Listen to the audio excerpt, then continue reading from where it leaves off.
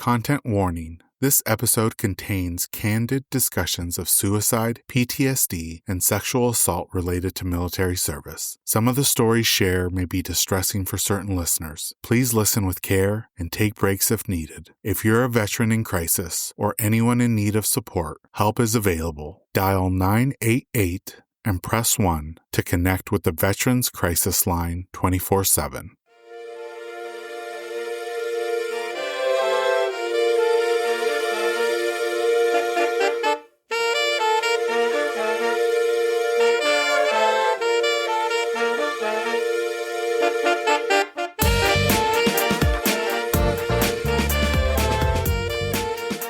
Welcome to Season 11 of the Hikes and Mikes podcast. I'm your host, Ivan, and each week we're hitting the trail through conversations with extraordinary hikers from across the United States. This summer, I've had the chance to sit down with some truly inspiring adventurers, and I can't wait to share their stories with you. From rugged summits to soulful solo treks, their journeys will spark your wanderlust and maybe even push you to take the next step outdoors. This week, we speak with George Eshelman, U.S. Army veteran, 3-time Appalachian Trail finisher, and the real-life subject of the film The Keeper. George shares his raw and powerful story of how hiking the AT while carrying over 300 name tapes of fallen brothers and sisters became both a memorial and a turning point in his own battle with PTSD. From moments of connection with strangers on the trail to the life-saving realization that you're not alone. George opens up about resilience, healing, and the role the outdoors can play in saving lives. The Keeper is streaming now on Prime, Tubi, and YouTube. Without further ado, let's jump into this episode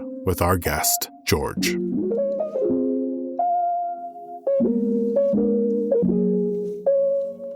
Welcome, everyone, to the latest episode of the Hikes and Mikes podcast. I have the honor of speaking with George Eshelman, who's a U.S. Army veteran and also an Appalachian Trail hiker who's been carrying the name tapes of his fallen brothers and sisters on the AT. George, it's an honor to have you on the podcast. We always like to start off by having our guests share a little bit about themselves and how they got started hiking. Love to be here, man. It's good stuff. Originally from Louisiana, not many hiking trails down there. Joined the military, and once I moved to Georgia, there were tons of trails everywhere. But I really never hiked long distance, nothing like the AT. But I did like the stay time as much as I could out in the woods, kind of therapeutic. The first time on the AT was back in 2016. Can you kind of take us back to what first drew you to the AT? What was happening in your life at that time that made you lace up your boots and go? Well, I had a friend when I was 9 or 10 years old. We were friends, and then they moved away. And later in life, we joined the military together. Long story short, we'd already talked about hiking the Appalachian Trail. And this is back in the mid-'80s. And so fast forward till military, got out the military, and fast forward till April 2015, that my best friend got a call that he took his own life. And I think that's what set me on that path, because it was like flipping a switch. I was already dealing with PTSD, but that set me on the path to go ahead and get on the trail. And by no means was I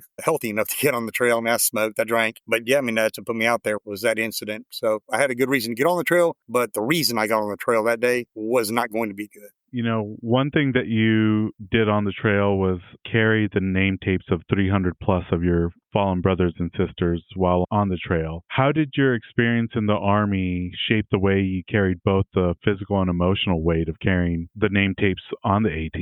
I wanted to take his name up there and put on top of Katahdin, and I put it on Facebook. Back then, I didn't have a whole lot of friends, maybe 100, and told them what I was going to do. Once that kind of took off, that people started sending me their loved ones' names, and I didn't know who these people were. It was just a friend of a friend told a friend, and next thing you know, I had all these names coming in, and I'd already gotten rid of most of my stuff because, again, I'm planning to take my life on the trail, so I'm not planning on coming back. I sold just enough stuff to get my ticket and enough cash to get up there, and do what I plan on doing. Well, I guess the reason carrying all those name tapes, the reason I was going to carry his is, in the military, in my mind, I'm not going to leave him, where he passed. I'm going to take him to a better place. They call it Valhalla.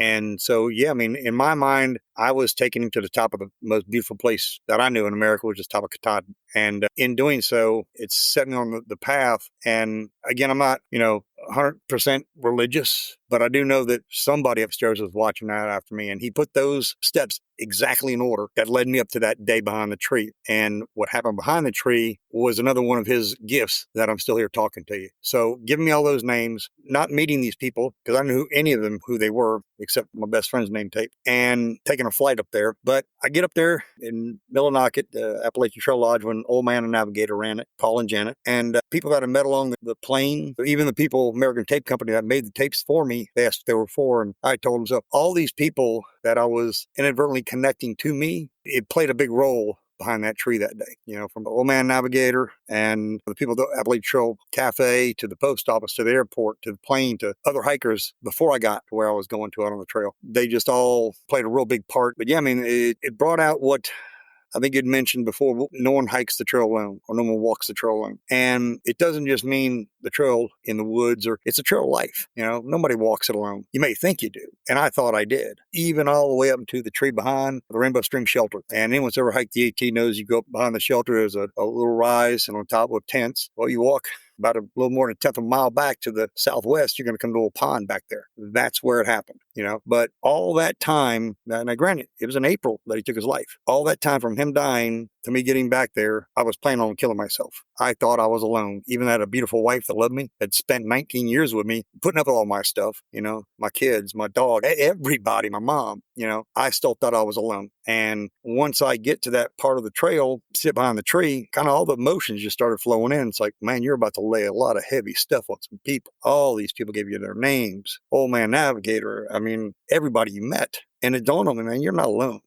Get up, stop this. And I guess at that point, I said, well, I'm going to finish this because now I know the secret and I know the word. I know no one's ever said, or at least I never heard it, is you're not alone. And thank God that now groups are coming out with that. And American Legion did in 2018 was Be the One program, be that one person. And, I didn't start it. I was a product of it, before I even knew that you weren't alone. Yeah, I think it's beautiful what you said, that you're not alone, whether you're on or off the trail. And I think a lot of people sometimes feel like they're alone. And we were talking before we started recording about how not just the trail, but also the outdoors brings, moments of clarity. And I think folks like yourself who are open about battling with PTSD helps people feel not alone if they're going through something similar in life, whether you're a veteran or not. I'm interested in hearing, how did the trail help you process and confront what you were going through mentally? When you say it heals, it really does. I mean, because you can feel more of your body, I guess, in your mind. On long climbs, you can feel your heartbeat. That means you're alive, and you start talking to yourself out there. I mean, somebody's listening. The trail allows you to, I think I told you before, where you can just close your mouth and listen and realize, wow,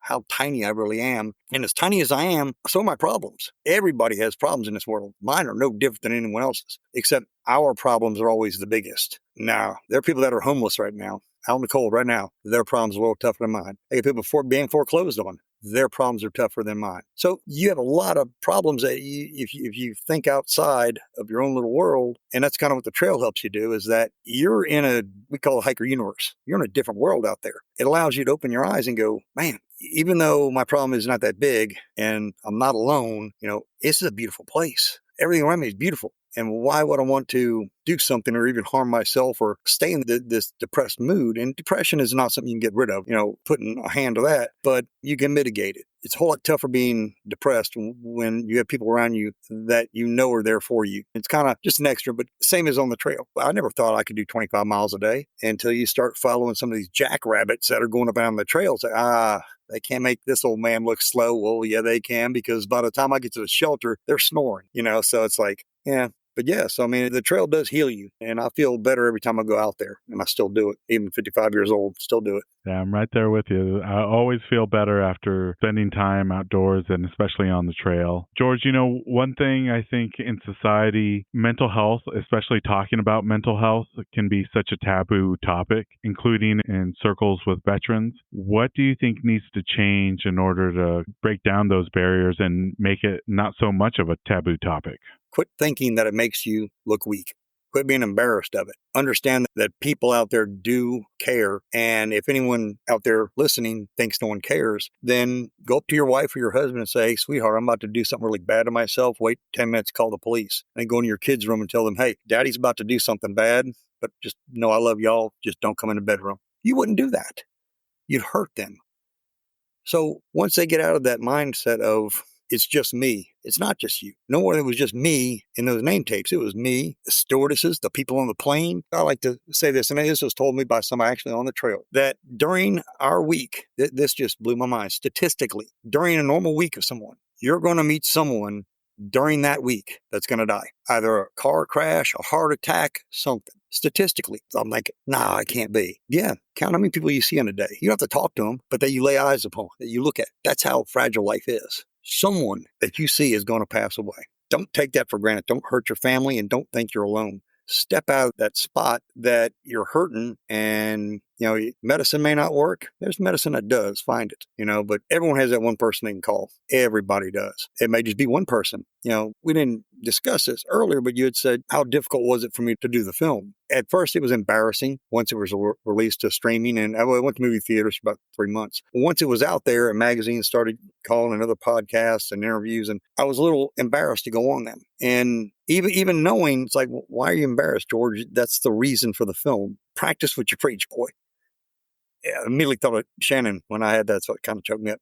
But yeah, man, I was embarrassed that people would think that I was weak or something like that until I started getting messages and calls and other people that would call into some of the podcasts prove my belief wrong. I was on a podcast, Purple Heart Homes, and the founders are two Iraq War veterans. Both of them were blown up in a vehicle. One guy was so severely injured that they passed him up and helping everyone else until they realized, hey, he's still moving. That's how bad he was hurt. And this man is sitting across from me, along with another Marine and another Air Force chaplain. And in this podcast, and I couldn't help it. I was looking at him. I said, John, I'm not staring at you, man. I'm just in awe. I'm honored to be sitting here. And he was talking about PTSD and it kind of justified everything I'd been saying and should have been feeling. I was like, this man is probably one of the toughest hombres out there, the toughest. And he's admitting that he has had some really bad times and rough times. And in the military, we can get through that stuff. Very simple. You just go hug your brother. You cry in his arms. Nobody has to know. You can bury your best friend. The very next day, go right back into a firefight or something. And you can deal with that. And there's something called decompression. When you come back and you're in the rear, there's no more sound, no more fighting. All your energy leaves you and you will break down and cry. You'll just be shaking. And that's the release that I thought I needed to feel when I shared all this. And, even going when I was on set, all 23 days of filming, there was that only one scene that I could not watch. And that was the scene behind the tree. All the other ones I was okay, I could watch. And then they were rehearsing the scene behind the tree. Now, behind the tree, I always tell people, I didn't hear a voice. Now, the big booming voice you don't hear, I heard it inside. And that was, hey. And that's what kind of snapped me out of it. But that morning when they were doing the filming behind the tree, there was an inert gun. The clip didn't come out. The trigger didn't pull. It was basically a police training weapon. Slide didn't work. No hammer, no nothing. And as Angus is sitting there about to do the scene in the rehearsal, everyone there heard it, where even the safety guys like, whoa, stop, weapon down. They heard a click, like a hammer fell on the weapon. They heard it. I heard it. Nothing could fall. There's nothing on the gun that could fall. And I lost it at that point. I just left because in the actual episode, of course, the gun didn't fire. It didn't pull the trigger. But to hear that snap, I think that was to say, hey, George, this is what it could have sounded like. This is what could have happened. You better get your crap together. Because it was still a healing process during that time. I just lost my wife in 2017, obviously before the filming. But I was still going through stuff up until the beginning of 2024. But I think that was just another step in the healing process of, you got to be reminded every time about how close you are to doing something stupid. And if you can keep that in your head, just take that extra 8 seconds to think about it. You won't be behind a tree. You won't be sitting there. You won't be thinking about ending your life and hurting all these other people. One thing that stood out earlier on in the episode is the phrase that no one walks the trail alone. And I think that phrase is very central to your story. Seeing how you were able to process and learn that in 2016 and over the years, continuing to be on trail and now seeing the filming of the movie and reliving some of those moments. What does that phrase mean to you now? Honestly, it means the same as it did all those years ago, and I'll explain that. In early part of 2024, I drank quite a bit. And when I say drink, I mean a bottle and a half of scotch is nothing. I'll knock that down, wake up without a hangover, and start drinking the next morning. And like a lot of veterans do, they'll binge drink. And before I'd stay drunk for 3 or 4 months at a time and then not drink for 5 or 6 months and go right back to it. Well, the one time that I've ever blacked out from drinking, my son came in and woke me up. And he said there are some police at the front door with a EMT. And I thought I was dreaming at first. I was like, what? He says, there's police, the sheriff at the front door with some EMT people. And so I went ahead and kind of got groggy, barely walking, got to the living room. And I saw the officer in the door, and I saw the guy with the bag and stuff like that. And there was another couple of people behind him. And I went to the couch and I laid down and just shut my eyes. And I remember the EMT saying, well, George, someone called a welfare check. And I'll explain that here shortly. Well, I remember the EMT guy saying, do you know what your name is? I said, yeah, give my name. And he says, how many quarters are in $1? I said, 4. He asked me a couple of questions, and I guess I got him right. He says, well, I think he's just heavily intoxicated. And they said a few more things, and I talked to my son. Well, I went back to bed. And I woke up the next morning, and I looked at my phone, and I could not have felt worse about what I saw on my phone. I had 38 missed calls from Tara Barton, which was Anthony Barton's sister. He's played by Andrew Ferguson in the movie. Anthony Barton was a guy I carried. 38 missed calls from her. Ruth, a dozen. Angus, Dan Knight, the executive producer. These people, I must have had 100 missed calls and messages. And then I'm kind of shaking the cobwebs out of my head, and I look up, and there's a pistol on my dresser. Now, I have guns in the house. It was in my bottom drawer of my dresser, in a little case and everything like that. Never keep them loaded. It was out of the case. Case was in the drawer. The gun was on the dresser, loaded, one in the chamber. I had passed out. I asked my son, I said, will you play my pistol? Apparently, while I was wasted, I loaded that gun. And when you say no one walks the trail alone, I wasn't. 100 or so missed calls and messages says I was not walking that trail alone. They were there enough to call a welfare check on me, which I've told other veterans that you don't ever make a welfare check on a veteran. Well, that's what I always believed. Well, you do something stupid like that, you better get a welfare check. And if I'm the veteran calling you, if I'm close enough, I'll drive there and meet the cops there with you, because I needed that. Because no, I didn't carry through, obviously, but it scared the hell out of me. Loaded gun on my dresser. I don't remember sending a picture of the gun to Ruth. I never would have done that. I sent a picture of a gun to the producer of the movie. Now, these people spent a lot of money, a lot of time, a lot of effort. All this from California out there to the East Coast, and I'm going to pull some stuff like that. So I ended up, I wrote an email to him, heartfelt email, truly from my heart. That was everything that I explained in the email is what I felt that night that I was drinking. But yeah, I mean, that's what no one walks the trail alone. When you think you're alone, you're really not. Because if I wouldn't have been drinking, if I wouldn't have gone that distance, and if I'd have been honest with Tara while I was messaging her, while I was drinking, no, Tara, I'm not drinking. No, I'm not drinking. No, I'm not drinking. And then all of a sudden I was. She's one that had ended up calling Ruth, and Ruth called the welfare check on me. And when the police got there, I think they knew who I was at that moment. They were like, okay, well, he's okay. His son's here. He's in good hands. And they did the right thing. They came in and checked on me. And I think veterans need to drop the guard and drop that tough guy image and just do it. Just step out of your comfort zone, because the world's a lot better place with you in it. It really is.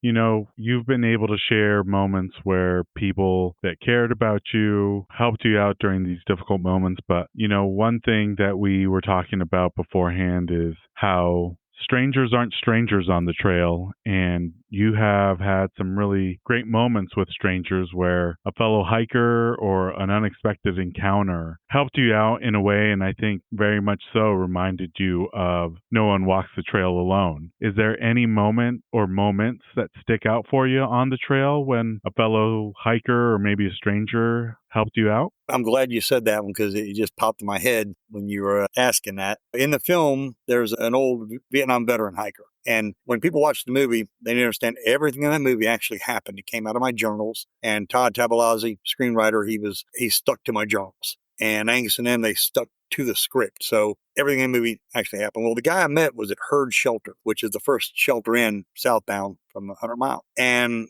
when I got to the shelter, it was just him. He was packing some stuff up, and I was tired, man. I'm out of shape, and I said something to the effect of, this really sucks. Yeah, I'm ready to bring my to the house. And he was like, kind of like, do you think of old cantankerous men? Like you're upsetting their day by even talking to them. He's just, one of those guys that's going to snippy back at you. Well, when he was telling me that, what he said in the film, it didn't dawn on me until weeks after I did that behind the tree. And for some reason, that conversation came to my head where he had asked me, he says, the trail's not for the weak, or, I said, well, I don't think I'm weak, a little out of shape, And he asked me about the name tapes, and I told him, and he said, you carrying those to Georgia? And I said, yeah. He goes, if you make it.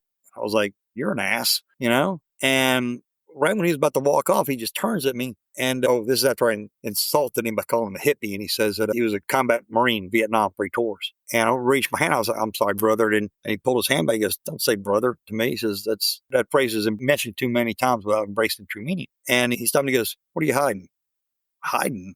I'm not hiding anything. And he said, exact words, not things we hide from others, but from ourselves, those things that keep us up at night.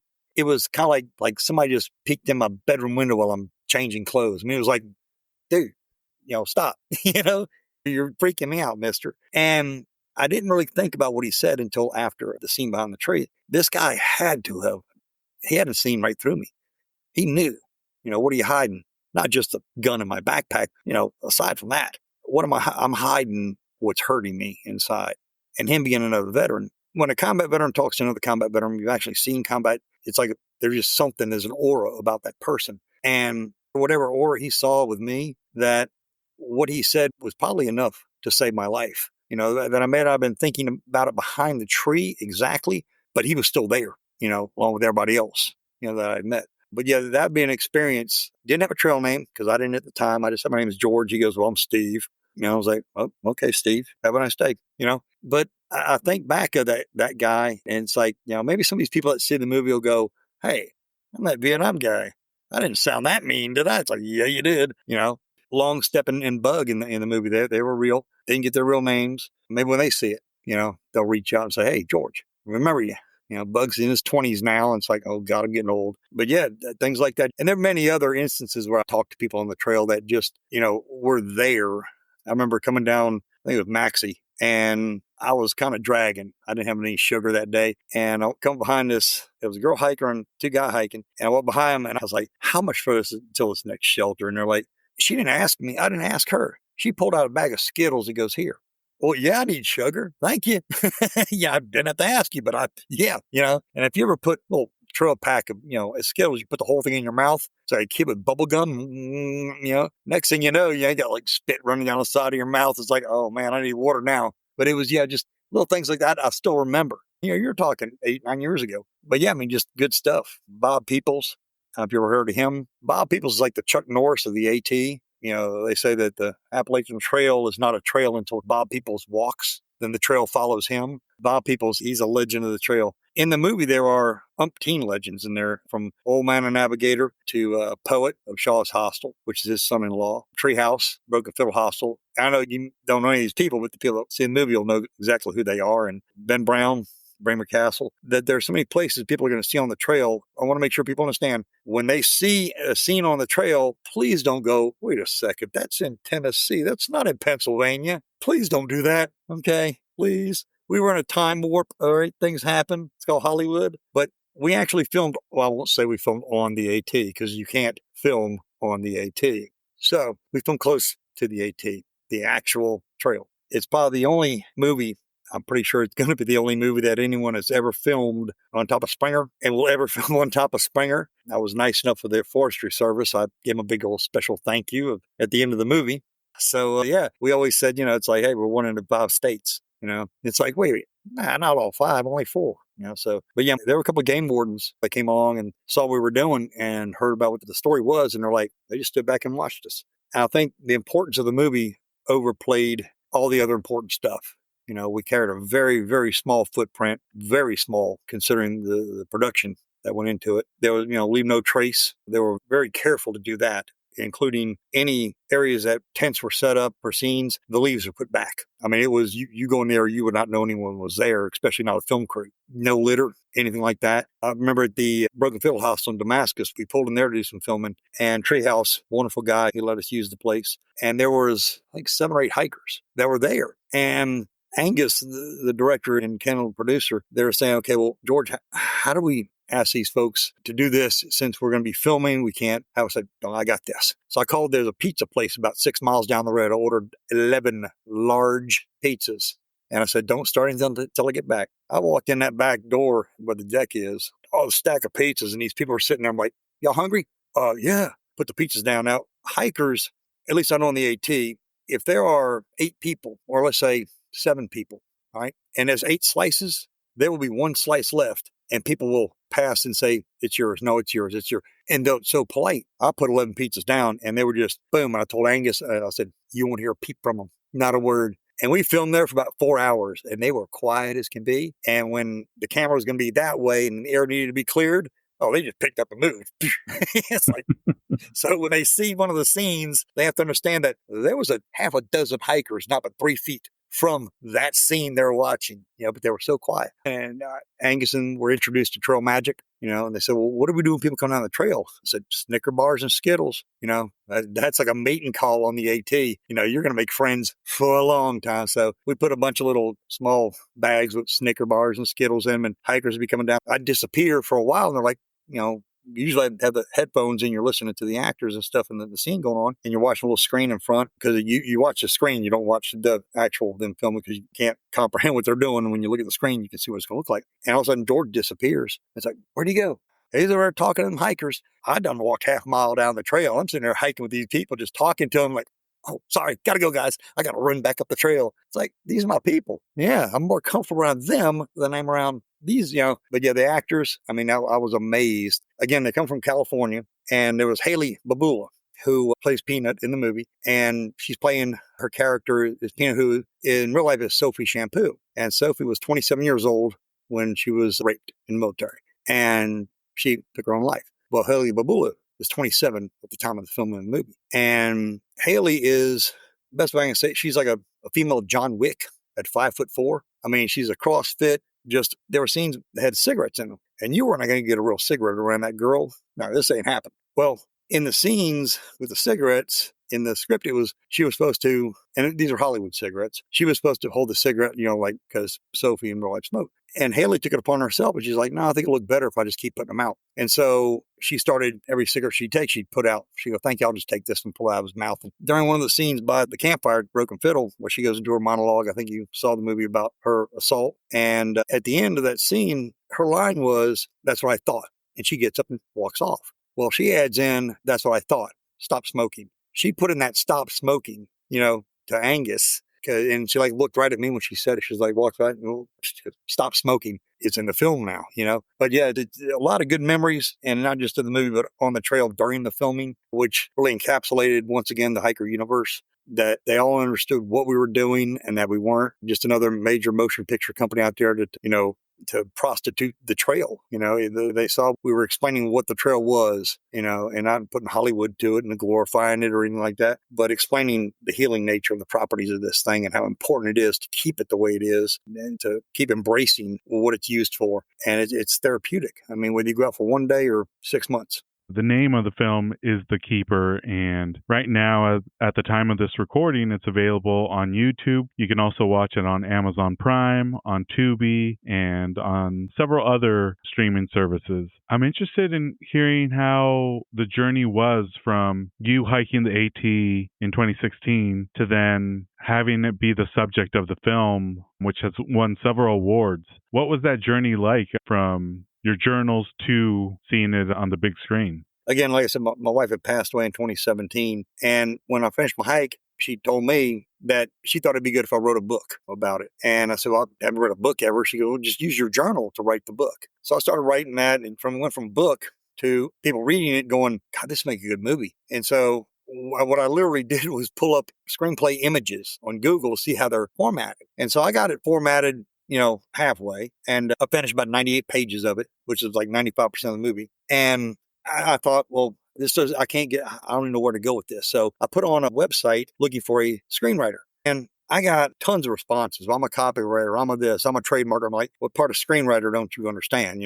Well, I took it off that website. Didn't hear anything for like a month. I got a phone call from this guy, and he says, I'm not sure if I got the right person. You put an ad up for a screenwriter. And I said, yes, sir. And he said, well, my name is Todd Tabalazzi. I'm a naval commander, active duty naval commander. And he says he does screenplays. He's written a book and stuff like that. And me and him got to talking. I immediately trusted him. And his fee was, I forgot, $250 or something like that. And just to look at it. So I said, well, you got a PayPal account? He goes, yeah. I said, okay, well, I'll just pay that way. He goes, all right. He goes, just send me the document. And within maybe a minute later, he goes, George, did you just send me $250? I said, yeah. He goes, you have a lot of faith in me. I said, you're active duty military, man. It's not like I can't find you. Okay. I said, you're a brother, I mean, that's how it is. So it was immediate trust. Well, Todd took it, and him and his girlfriend at the time read it, and I got a call the next day, and they're like, George, it has got to be a movie. He goes, let me work this thing. I said, it's yours. You do what you do to it. He built it up, and he started shopping it around to screenwriting competitions. And it was, 3,000 screenwriting entries were put in, and we placed like in the top 85 to 100, 150 of them, which is amazing. And then we started getting a little higher. Well, he put it on this other website for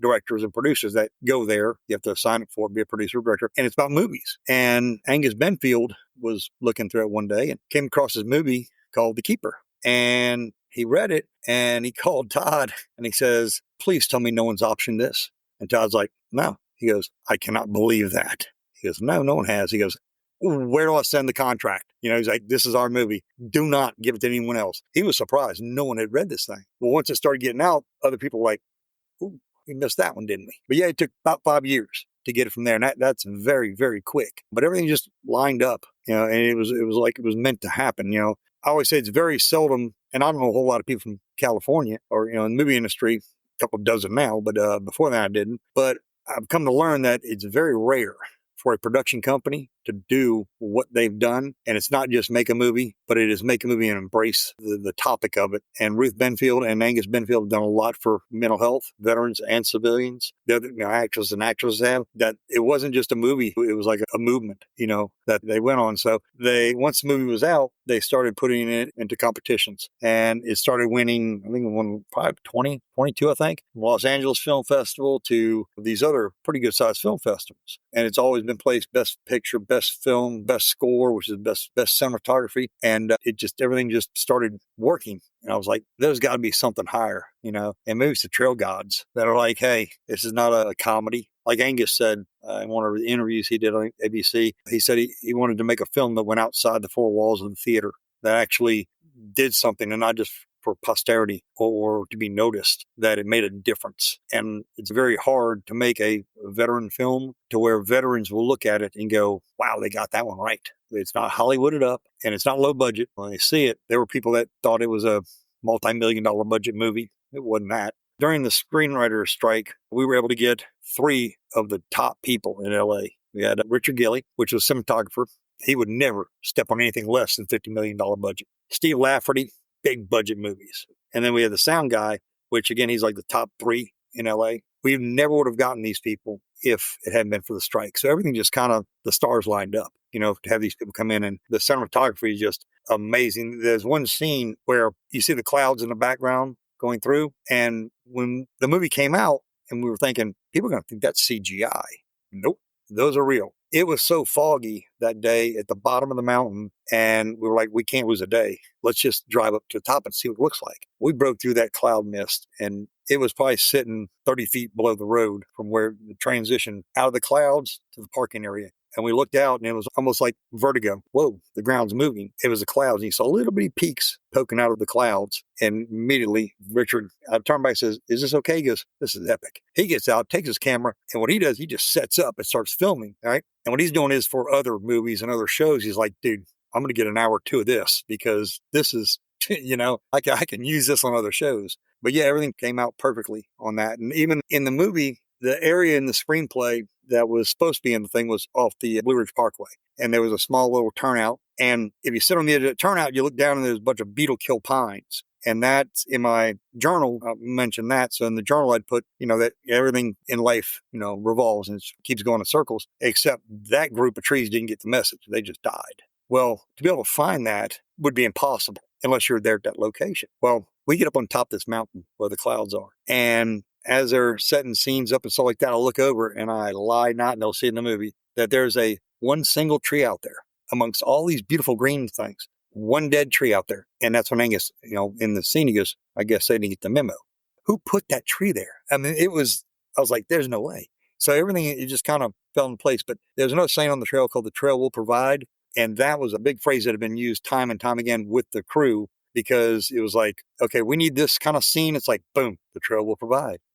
They had that stuff. They had the tree. They had the clouds. They had whatever they needed. The trail will provide what you need. I think those moments of connection continued after the movie and reached me because I remember I watched on Amazon Prime the movie The Way about El Camino, and The Keeper came up as a recommended movie to watch afterwards. And I had saved it on my watch list to watch it later down the way. And one of my previous guests reached out, and I hadn't spoken to him in quite some time, but he forwarded me your profile and said, I think this guy has an amazing story. I think he'd make a great guest on the podcast. And that was literally within a day or two of putting your film, The Keeper, on my watch list. And after that, I was like, okay, if that's not a sign to watch this movie, I don't know what is. And after that message, I watched it that afternoon, and I was like, this is something that I think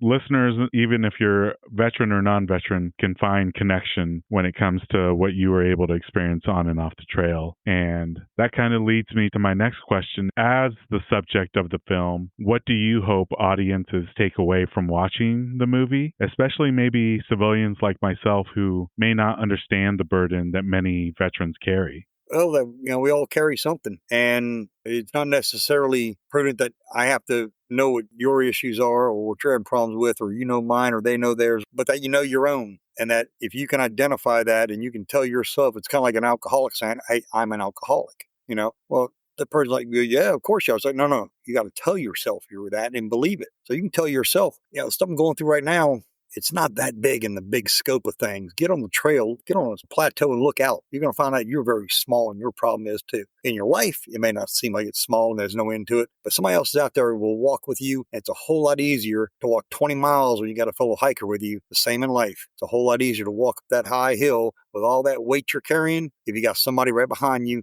helping you up that hill. So civilians, as well as your veterans out there, they won't hike. It's like, what you've got going on in your life, in the big scheme of it, in your world, in your universe, yeah, it's pretty heavy stuff, but it's nothing you can't deal with. Look how far you've come. In the trail, I believe there was a saying in there that, and it was something I learned in the military by Sergeant Spicinger. He said, don't quit anything until tomorrow. And if you can keep that every day when you wake up, don't quit until tomorrow. You will never quit, And Sergeant Spicer just told it that Desert Storm. He says, no matter how hard your day is, sleep on it. Come to me tomorrow in my office. You want to quit tomorrow, you quit. You walk in his office the next day. You want to quit, Eshelman? No, Sergeant Major, I'm going to quit tomorrow, And it makes sense. It's like, God, just don't make any rash decisions. Don't make a rash decision like I did to go out hiking without any money, ill prepared. I mean, whether you're going to, do something stupid like I was planning on, I make the joke of, and it's kind of a dark joke. If you plan on doing something like that and you don't follow through, all I had left in my life were 2 cardboard boxes. That's it, man. In my, I was 6 when I hiked it. At 46 years old, beautiful wife, got a house. But everything I owned was in 2 boxes. So I pretty much emptied my cup of life out, inadvertently not knowing what I was doing, but it left me a big old bowl to fill back up with a lot of good stuff. And sometimes in life, you got to do that. You got to empty out a cup or a bowl with all your problems. Dump it out. Boom. You can't just keep filling little bits here and there because you're still mixing the bad stuff in there. Toss that stuff out. You don't need it. Who wants to carry that stuff around with them? Throw it away. Put some other good stuff in there. So that's probably the advice I get. You walk away from this film is, absorb what the message is in the movie. You'll love the scenery. You'll love the spots on the AT. If you ever hike the AT, you know them. But listen to the message in there. And especially at the end, when Haley Babula tells Keeper, this message is not just meant for you. It's meant to be shared. And that's the message I got behind the tree that day. No one walks the trail alone. Trail life. Let people know it. Yeah, I love that analogy of, dumping out the cup or bowl of problems and filling it with positive things and using the resources and the people around you to fill that cup up again with positivity, love, and strength and support. I really love that analogy. That's a great way of looking at stressors and problems that we have. Yeah, there was an old saying, I think some people are using it nowadays, but it's been back in the 90s I heard this, but, you wouldn't change your shirt if you crapped your pants. You're focusing on the wrong problem. Problem is not your shirt, it's your pants. Okay. So let's focus on the right problem. Get rid of that. Get some new pants on. Dump all the old stuff out. You'll never get over it. I mean, personally, me, now I have a very good pharmacist, Dr. Eric Johnson. He's actually thanked at the end of the movie. It took about 1.5 years for him to get me on the right meds from the VA. And I was finally able to see like, wow, I don't have to pretend to smile anymore. Wouldn't dare come off the meds because I know what it would do, but there's always other options out there. Get on the meds. People say, I don't like meds. I'm not a big med taker. Never was. Don't do drugs. Hardest thing I ever took was ibuprofen. But the stuff I'm on now doesn't make me feel goofy. Doesn't make me feel like a zombie, and I can function. I can be happy around people, my friends and stuff like that. So yeah, take away from the movie what the message is and don't get too caught up in this being in Tennessee and not Pennsylvania. Just take the message of the movie and go, okay, I got it. I understand. And George, one thing that I really liked to see when I did start following you on Instagram is that you continued on the trail, not just once, but you ended up completing the Appalachian Trail 3 times. Is that right? Yep. After the first one, I did a yo-yo, went right back north. And then the third one was section hikes. It was after Rhonda passed away. Went back out there and did 3 sections to a total of 3 full ones. I kept telling people, I got one more through hike in me. Yeah, I got one more in me. No, it's pretty tough. And I guess if I was going to say something to somebody that's going to go do it, don't get too caught up in the social media of hiking any trail. Nobody's an expert. I don't care if they've been hiking for 100 years. They're not an expert because they're not you. When I first started that hike, I was at 42-pound pack. And after a shakedown, I had 36. And I learned real quick after about 3 months that even 36 was way too heavy. I got down to 28 and I was like, this feels a whole much better. And then I started realizing 28 still sucks. So now I go with a 6 Moon pack. I got about $1,200 just in base weight gear, but I max out with water at about 18 pounds. So that's with food and water. And yeah, so once you get down to resupply, I'm like 12, 11 pounds. You'll enjoy the hike a lot more, but do you? There's something called hike your own hike out there. And it is. You came out there for a reason. May not be the reason you're telling everybody, but the reason you really went out there is inside you, and you're going to find out why you went out there. The trail will break everybody, and it will let you know this is the main reason you really came out. This is what you needed. You were just too blind to see it yourself, but the trail will provide you the reason. And at the end of the trail, people have actual PTSD from the trail about a month, 2 months after they get off the trail. They're jonesing to get back on the trail. There's a smell of the trail. And I remember I walked home from Millinocket, Maine for one of my through hikes, and down the highway. It took me 56 days to walk back home, amazingly enough. I sent back my hiking boots by U.S. mail, okay? Didn't think about it. Just stuck them in the box. Put some newspaper, closed it up, sent it back home. Well, I get a call like 3 days later. Rhonda had said, did you mail something? I was like, yeah, my boots. She goes, well, I got a package at the post office that I needed to come pick up. I was like, that's probably him. I don't know why I'm going to deliver them. Oh, yeah, I do. It was in a big garbage bag, clear plastic garbage bag. Those boots stunk. I couldn't smell them, but you stick them in a hot box and you go through. Oh my God. They didn't know if it was dead in that box. So they put it in a garbage bag. Okay. They had opened it up to see if it was like a dead raccoon or something in this thing. They cut it open to see, and okay, well, they put it in a clear garbage bag, tied it up. Ron had to go pick it up and they're like, here, ma'am. So when I got home, this is like 50 days after I started, they're on my back porch, still in the plastic bag, still in the box. She wasn't even she took their word for it. They're like, ma'am, we didn't know if there was a dead animal in this box. So we opened it and they're boots. So we just went ahead and put it here, and it was in the back of our building, like by the exit. But yeah, but the smell of the trail, it's, they call it the stinky hiker, but it's the dirt, the woods, the everything, not stinky boots, but it's just the smell of it and the feeling of the trail. I appreciate you sharing your wisdom and everything that you've been able to share, not just in the movie, but also through social media and by doing interviews like this. For the last half of the podcast, we always like to ask the same questions to all our guests. They're all hiking related, and I'm interested in hearing your responses to these 3, because I feel like whether you're a day hiker, backpacker, or even a through hiker, sometimes we build regular routines that we do, whether it's at a summit, at the end of the day.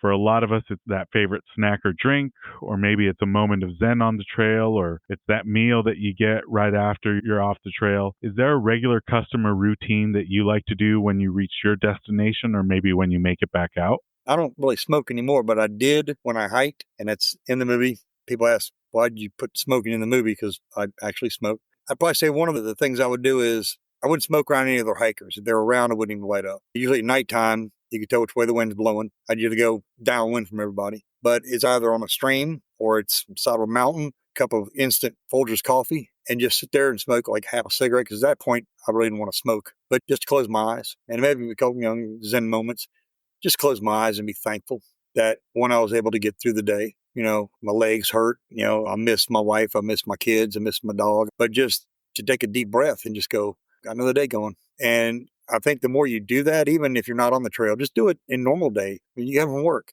Just take a minute. If you just got to walk on your back porch, say, honey, leave me alone for just a minute. I'm going to take a breath. Just go out there and just look up and breathe in and just appreciate life, and go, well, made another day.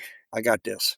And if you just take that moment to decompress, to just stop all the noise that's going on in your head all day long, or the aches and pains you feel, when I was hiking and stuff like that, but just all the BS, just walk out there and just take a deep breath and just let it out. Just kind of take even just 30 seconds, a minute for yourself. I think that in itself is healing enough to get you to the next day. So that would probably be my little thing that I would do, would just every night, just take a deep breath. I love that. Now, this next one, George, you've mentioned that you've been able to drop the pack weight down significantly, but is there still a luxury item that you tend to pack that falls outside of your essentials? Believe it or not, I really don't have any luxury items. That's just from days in the military, I guess. I was always told you can either hike or you can camp. You can't do both. One thing that I always felt real secure with was the AWOL book, the actual paper map book. People always use their phones nowadays, and I'm always afraid when your phone breaks, you're done, But as a luxury item, aside from picture my wife, my kids, there's nothing I'd carry because extra weight. I had 5 pounds of name tapes. They still to this day, I hike everywhere with them. Wherever I go, I've gone to restaurants down here. When people know me now around town, they're like, oh, that's that guy. I went through Walmart one time and there was an old guy, a Korean War veteran hat on, and I'm walking by me. He's like pointing. I know they were on video. They can't see us on here in the podcast, but he's like, mouth kind of open a little bit. He's like pointing at me as I'm walking away. I'm like, yes, sir. Thank you for your service. He was probably thinking, hey, that's that guy that was in that movie.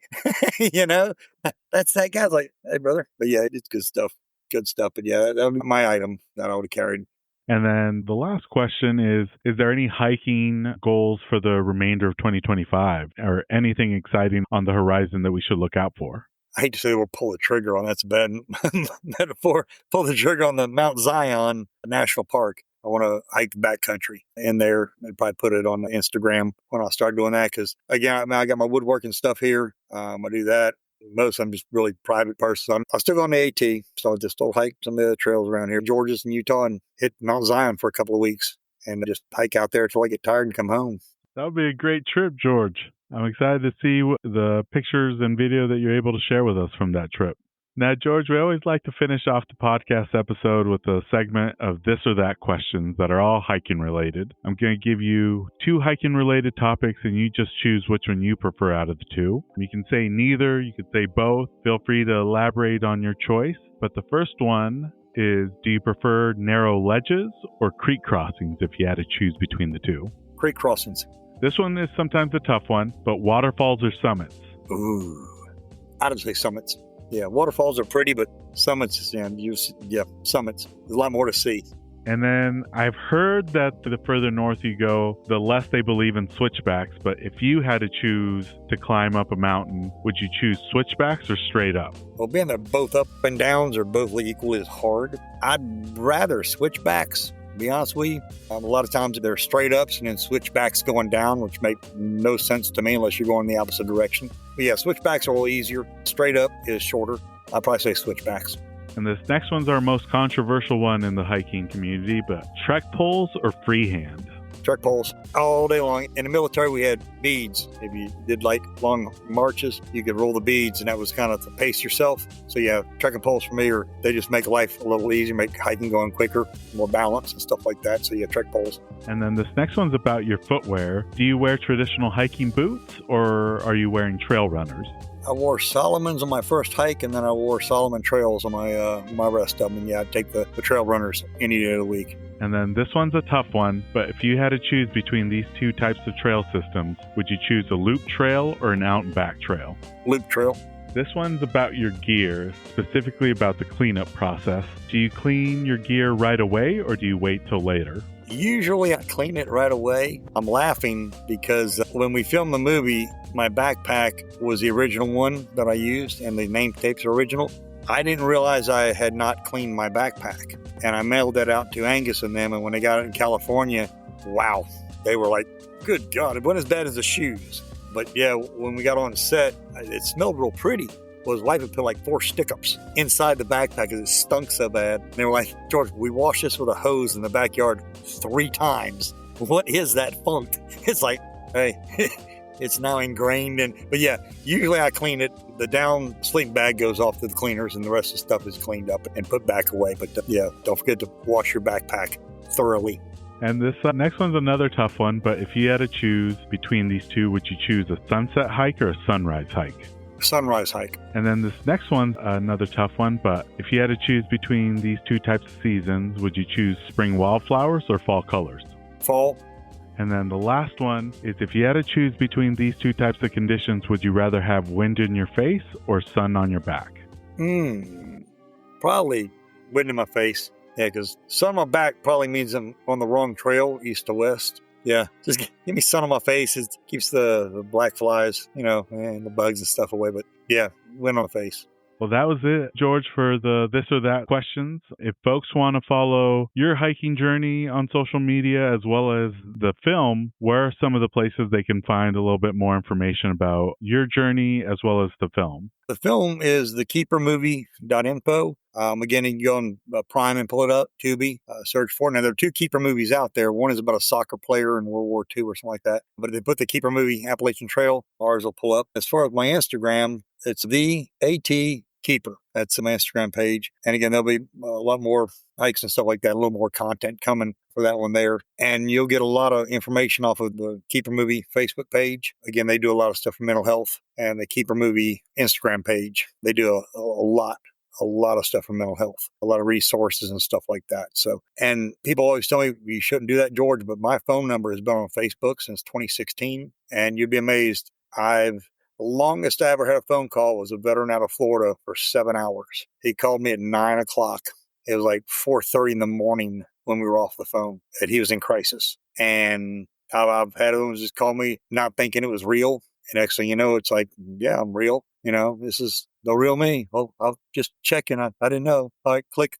Okay, at least you didn't ask me if my car insurance was running out or some stuff like that. My warranty, I didn't have that, but yeah, nowadays I don't answer as many as I did. I let it go to voicemail, obviously with all the spam calls and stuff like that. But yeah, I mean, it's people, I guess they were just surprised that that's authentic. I'd rather talk to a stranger than hear about a stranger taking their life because there is nothing, aside from losing my wife, there was no other instance in my life, even in combat, that I felt so alone when I was talking to my best friend's wife while she was holding him after he shot himself. There's nothing I can do. I'm helpless. I'm 6 hours away.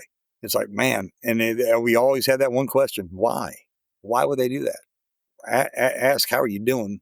Then you don't have to worry about asking why. Be that person that steps up, calls. Even just check on them, send a message. Hey, checking on you, seeing how everything's going. You don't have to sit there for 2 or 3 hours and Dr. Phil. Be another voice, man. That's kind of what it's all about.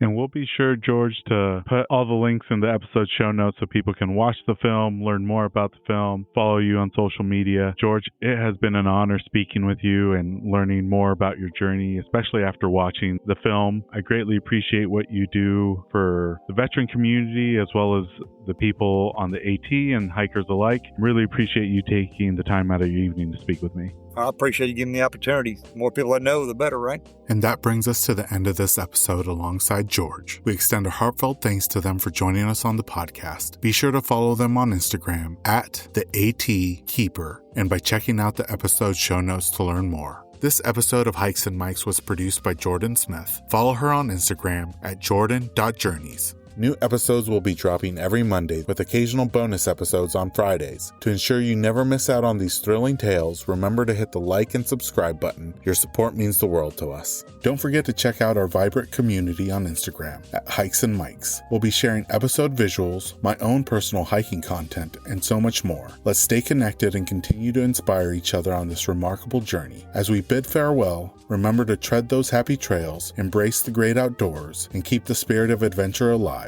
Until next time, my fellow explorers, happy hiking. This episode's music was created by Ketsa. Follow him on Instagram at Ketsa Music.